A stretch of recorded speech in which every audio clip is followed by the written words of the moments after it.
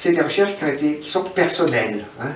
C'est pas d'avoir repris telle histoire de Cuba, de l'histoire économique ou l'histoire culturelle ou de tel bouquin sorti et rajouter les bouts. Hein. Presque tous ont fait un travail de terrain.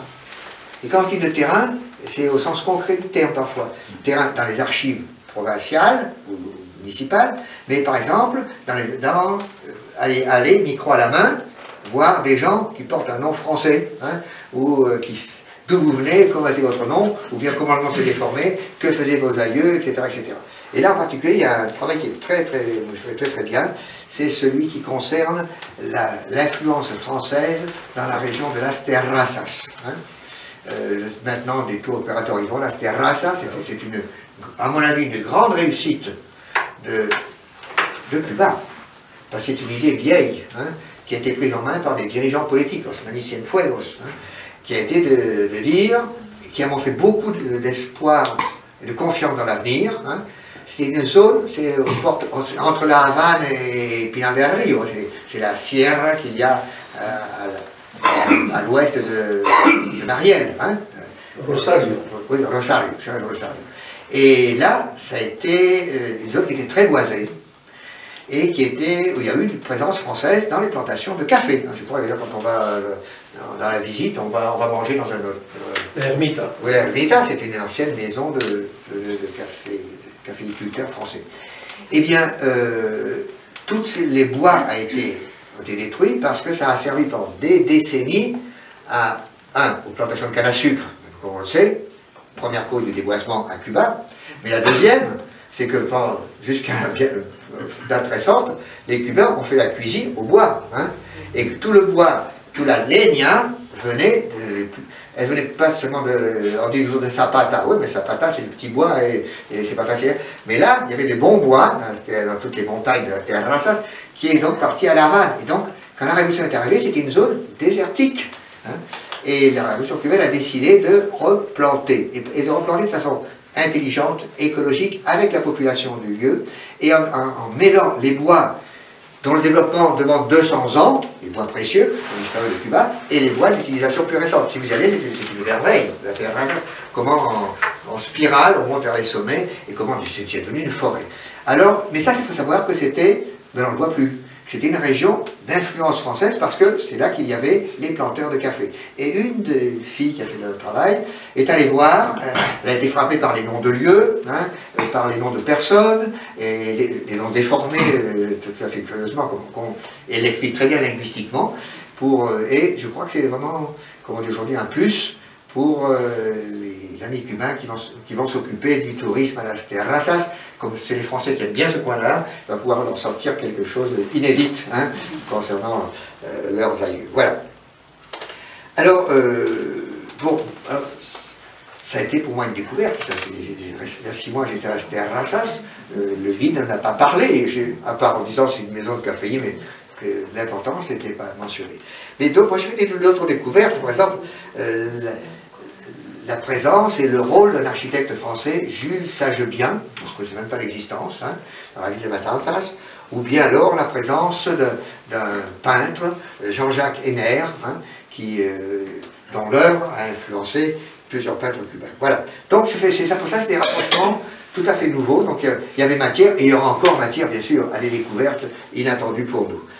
À côté, des rapprochements qui surprennent quand même, hein, bon, parce que Hugo Marty ou d'autres, ou l'âme breton, ou Pogolotti léger, d'accord, mais bon, il y a un rapprochement, par exemple, entre Virgilio Piñera et Albert Camus, hein, sur leur philosophie, voilà, leur philosophie. Un rapprochement entre Piñera et Rimbaud. Bon, je trouve un peu tiré par les cheveux, mais du point de vue de la création, ou l'idée du créateur, il y a, c'est pas idiot non plus, c'est même très intéressant. Hein. Sur Marty, il y a du neuf, on en fait toujours. Hein. Une personne a étudié toutes les références plutôt étudié dans les apuntes de Marty, toutes ces références à la presse française, pour pouvoir dresser un peu un tableau de que connaît Marty la France. Que Marty semble très bien connaître la France. Et effectivement, quand on voit les journaux qu'il recevait, ou qu'il allait consulter dans différentes bibliothèques à New York, quand on voit les journaux qu'il demandait à ses amis qui partaient en France, envoie-moi le Temps, envoie-moi le Journal des Débats, envoie-moi le Figaro, envoie-moi le Gaulois, etc., on voit quel genre de presse, et vous voulez, c'était pas la presse à sensation, hein. C'était le Temps, le Journal des Débats, c'est Le Monde d'aujourd'hui, hein. Voilà, le Figaro plus ou moins, le Gaulois c'était un peu, des fois, un peu le journal scandale, mais bon, ça rendait compte des pulsions et des réactions des gens par rapport aux crimes, par rapport à ce qui se passait dans le pays, national, voilà. Donc on voit là, on a un tableau très intéressant des sources d'information de Martí et l'explication de sa connaissance, en fin de compte, profonde du français. Il a été professeur de français d'ailleurs à l'université de Guatemala, mais comment parlait-il, je ne sais pas, mais je vois bien qu'à New York, il a continué à lire la presse française abondamment. Hein. Par exemple, sur Julián del Casal, il y a 2 études sur Casal. Ce qui est neuf ici, c'est pas la poésie de Casal, c'est lorsque Casal, journaliste, qui était journaliste, est traducteur d'auteurs français. Traducteur d'auteurs français, sous le nom de Hernani. Ouais, c'était déjà donc une filiation qui n'est pas d'aujourd'hui. Voilà. Bon. Alors, bon, dans ce travail, bien sûr, il est clair que ce qui est abordé, c'est l'impact, la présence et l'impact de la culture française à Cuba, beaucoup plus que l'impact de la culture cubaine en France. Ça va de soi, ça se passe à Cuba, et puis évidemment, compte tenu des phénomènes historiques, c'est évident qu'un grand pays, un petit pays, un grand pays indépendant et une colonie, c'est pas des rapports sur un pied d'égalité culturelle, hein, même si c'est fait des choses exceptionnelles là.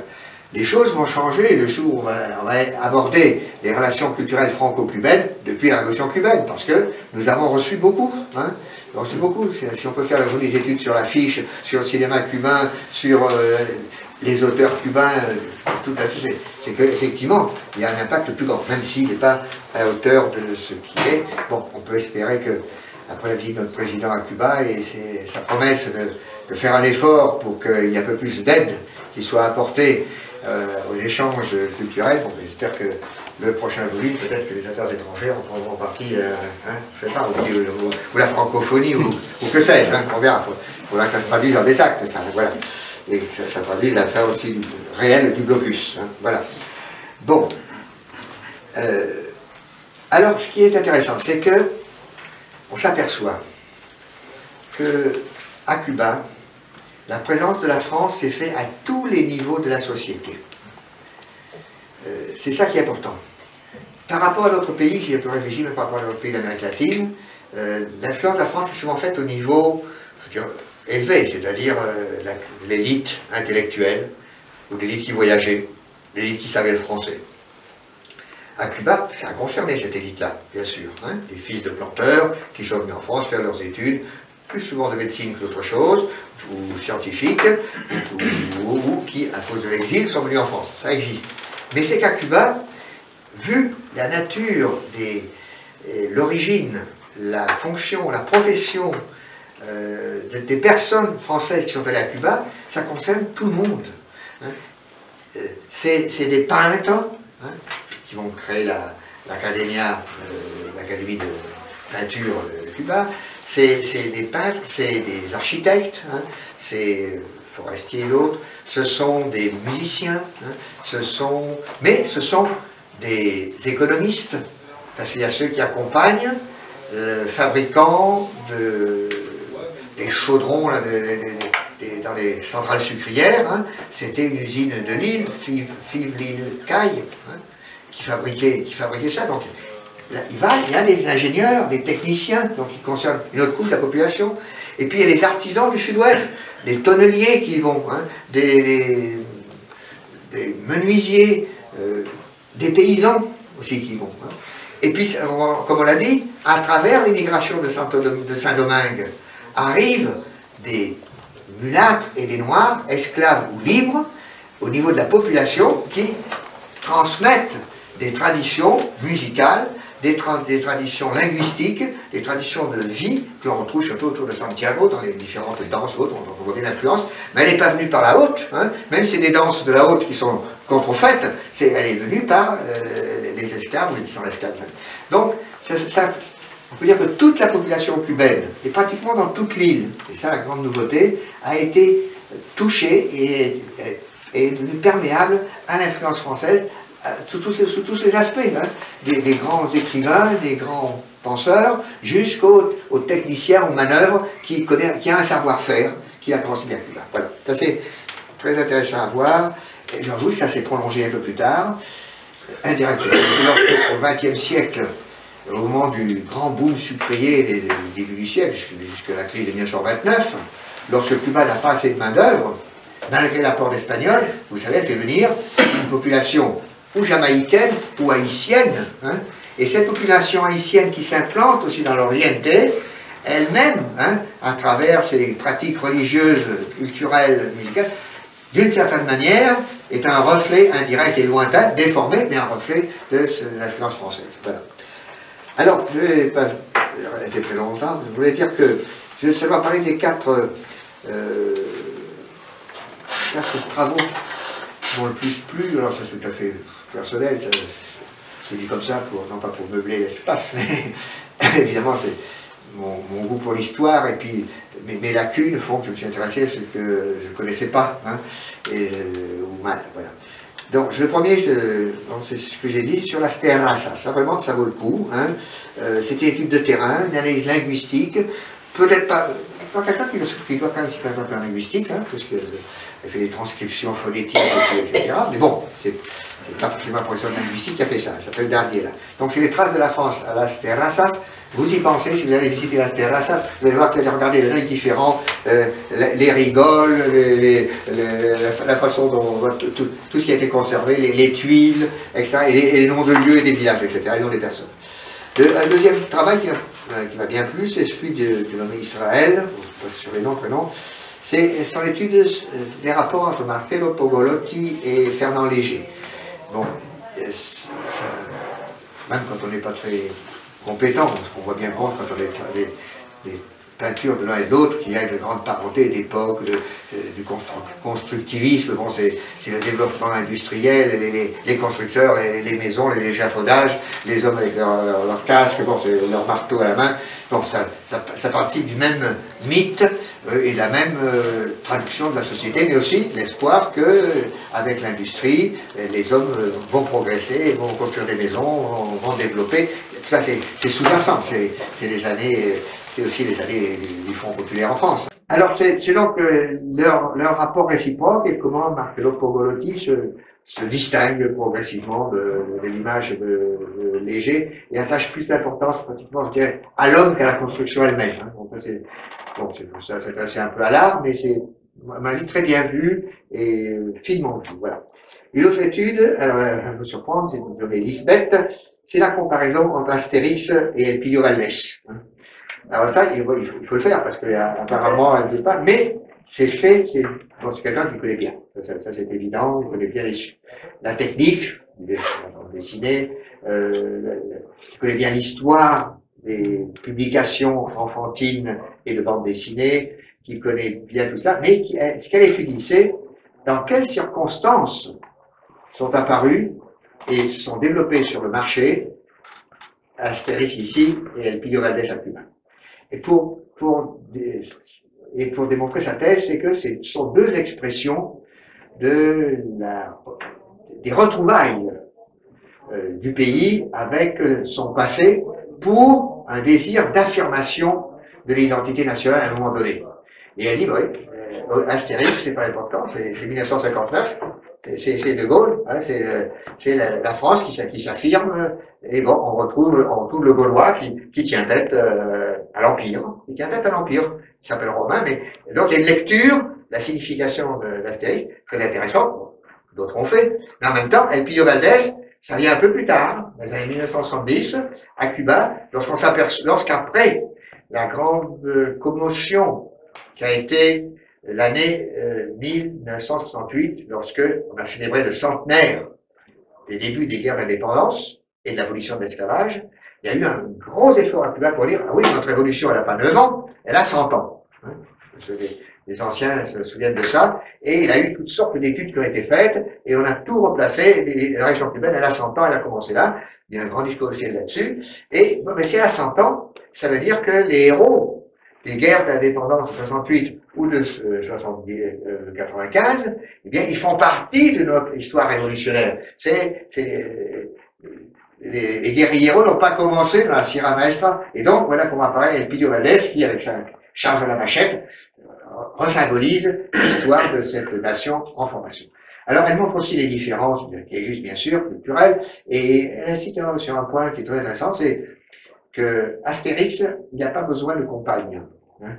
Elle analyse ça très intelligemment. Elle regarde les femmes dans Astérix. C'est pour le décor. Falbala, c'est l'autre, la lanceuse de poissons. Là. Bon, c'est pour faire ou Cléopâtre. Ça ne participe pas du débat central. Hein. Alors que Elpidio Valdés a toujours besoin de sa petite copine. Hein. Et l'étude montre que c'est le reflet d'une société qui veut faire entrer dans la réalité, peut-être en forçant un peu l'histoire, mais que la femme cubaine doit participer, elle participe, mais parce qu'elle a déjà participé à la création de la nation quand elle est partie prenante. Voilà. Donc ça c'est intéressant à lire et voilà voilà. Et puis alors donc Elpidio Valdés et Astérix comme représentants disons, de la nation, hein, de la nation. Et alors justement c'est le dernier thème que je voulais aborder, c'est une fille qui s'appelle Danis Ladish, je vous le dis, c'est l'analyse de l'allégorie républicaine dans les symboles patriotiques cubains. Hein.